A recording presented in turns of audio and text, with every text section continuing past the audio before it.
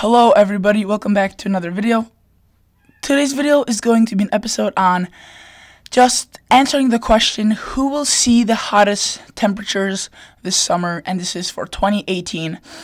As you can see in the background, I just have a picture of, a beach, because that's usually what summer is associated with. I'm out in school in about a week and a half, so getting pretty close to being out of school. But before this video starts, kind of getting off on a tangent here, but before this video starts, please consider subscribing to my channel.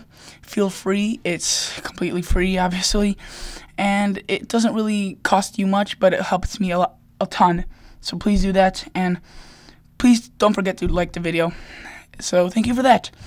Now let's move on with the video. So first thing we need to look at is the ENCO outlook. And as you can see, the ENCO neutral is favored through September and through November 2018, with the possibility of El Nino nearing 50% by northern hemisphere winter 2018-2019. So basically what they're saying, that was pretty simple to understand, hopefully, and what they're basically saying is that as of now, you can see there's a graph to help you along, that for the summer months and the rest of spring and into fall, it will be a neutral El Nino. However, once we get into say fall, late summer, fall, it will start transitioning into a El Nino pattern. However, I'm not buying this completely. I'm not saying they're wrong, because most of the time, I'm just saying, because last year when I was doing a winter outlook in August, or it was just a very preliminary winter outlook, and when I did that, they were showing a El Nino for this past winter. And this was last summer when I was recording it, and they were showing a El Nino for this winter that was just passed. And everybody knows it was a pretty strong La Nina, so this far out, it's really hard to know whether it will be El Nino for winter. But for the summer, it does look like if it will be a neutral, and it just seems to, at this point, we're so close to summer that at this point, even if it won't be as strong of a neutral as they're showing, it'll pretty much be a neutral, which, hence the name, means that the conditions will be between the El Nino and a La Nina. So conditions should be neutral, no extremes in one way or the other. So temperatures should also be around average. However, they have been by the way, an El Nino would most likely indicate warmer temperatures for the United States, and El Nino would most likely mean cooler temps for the United States during the summer. But if we go to the reason I'm not buying this completely is because if we're going to the model outlook, this is all the models that predict ENCOs, and you can see that a lot of them actually are predicting an El Nino, or at least by November, December, January time frame. However, for them this month of you can see the summer, June, July, August, September, October. They're even showing some of the models are showing there could be a La Nina. Some of them are showing it could be El Nino. That's why they just said neutral, because they're not going to shift one direction or another. But you can see half the models are showing a La Nina for the summer, half the models are showing an El Nino for the summer. And I do think that it will most likely be an El Nino for the summer. The reason for that is we just had a winter that's a La Nina, and it transitioned. These phases don't last that long. If a La Nina occurs for half a year, then you're going to expect a change in the next half year. So that's why I'm expecting more of an El Nino, neutral to El Nino pattern, rather than a neutral to La Nina. Even though it's still undecided, I think that it will get stronger El Nino as we go on. So I do think that some of the temperatures, I think we're going to have a warm late summer, a really warm late summer. But for now, we're still going to have pretty warm temperatures. But I do think if this does go as currently forecasted, we'll be having a really hot late summer. So there could be several heat waves, lots of thunderstorms, I think. And that's just a usual setup that happens after a La Nina pattern winter, which we just had. And now let's keep moving forward, and let's go to NOAA 3-month outlook. Now you may be wondering, why am I using NOAA? They're usually not trusty. Well, that's what some people say. I personally like them a little bit. A little bit, per parentheses around that, or explanation around that, because that I do like NOAA, but at the same time, they're just way too often wrong about certain things to really be trusty. But I think that they are the best outlook out there. It's better than most other outlooks, like say a different, if someone just put out their own outlook like I'm doing now, another forecaster won't look at my outlook and be like, oh, well, he's saying that, so I'll also say that. I'm an amateur. I am not a professional meteorologist, so most people won't go off of my forecast. They'll just look at NOAA, and you can see NOAA for the month of May, June, July is saying most of the United States will be above average and an equal chance across the northern tier, the northern tier for it could be either below average or above average. Currently looking, it does look to be above average, because looking at the closer range forecast using the actual weather models on Tropical Tidbits, which is the website I use, it just continues warming up and it doesn't seem to be cooling off. So I do think that this equal chance is a fair point, but I think it'll be on the warmer side.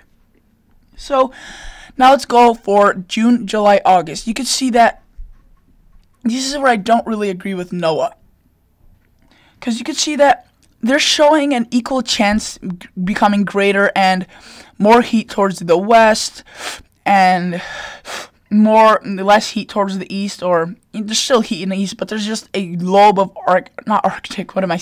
cooler air coming through, and this could lead to equal chances, which means it could be warmer or cooler than average. And just because they're saying that this is unknown, I think this will be warmer than average for much of summer, this area in white. The reason for that is because if we go back a couple of slides, you could see neutral is favored through September, October, but it'll be developing El Nino pattern.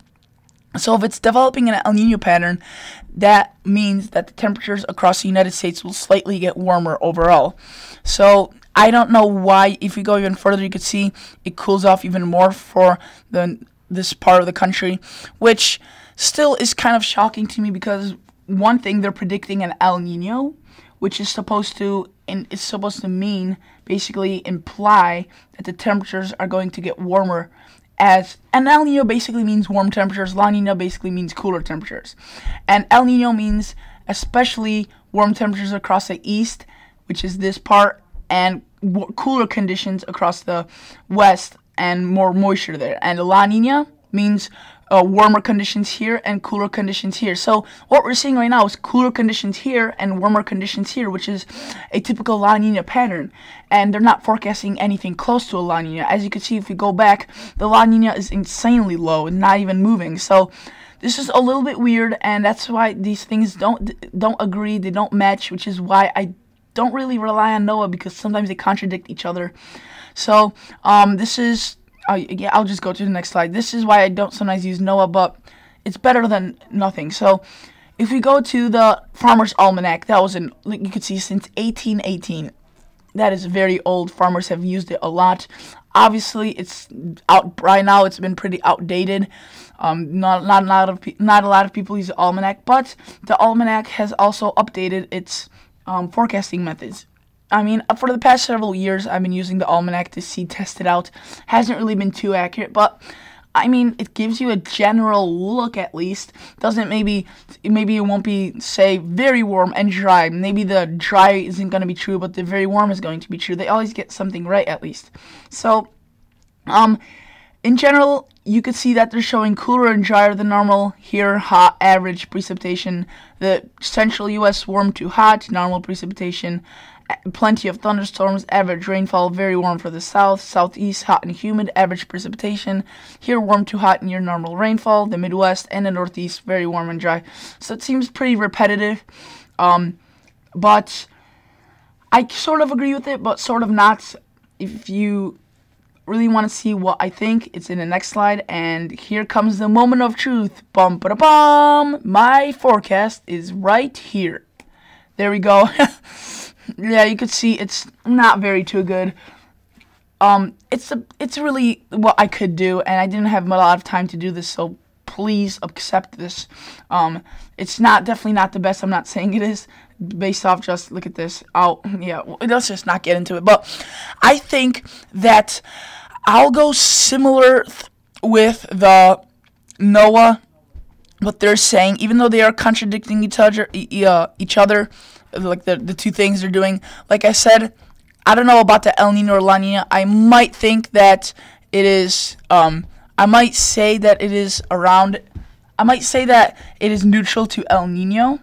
However, it could definitely still be a neutral to La Nina pattern. So I just went with the neutral to El Nino and mixed a little bit with the NOAA's forecast, which shows cooler than average. And you remember how it said equal chances? I think that it'll be cooler than average across the north, because we've been having that the whole spring, and that just doesn't seem to go away. So I think very hot along much of the coastline from both coasts, and a lot very hot, hot temperatures. And in the orange, you can see there's going to be warmer than average temperatures, which is still pretty hot, but not, nearly as hot as the southwest or anywhere along the coast. And then for the, you can see this little slip coming from the Rockies down into the Midwest and up into upper Midwest. You can see that I just put around average, maybe slightly below average or above, equal chances. That's what I would call it. And I think the north will be cooler than average. However, this could still change. And the reason you may be wondering, well, why'd you make this video if you're putting out false information? Well, I'm really not. I'm just putting out the best information I could have as of now. And this is the best bet that I can make, best prediction that I can make. And this is probably the most accurate it will get. I mean, I'm not really a professional meteorologist, but go look at NOAA. It's very similar. So this is probably the best prediction I could give to you guys. I may make an update on this video once it gets even closer towards summer, but it's pretty darn close to summer already.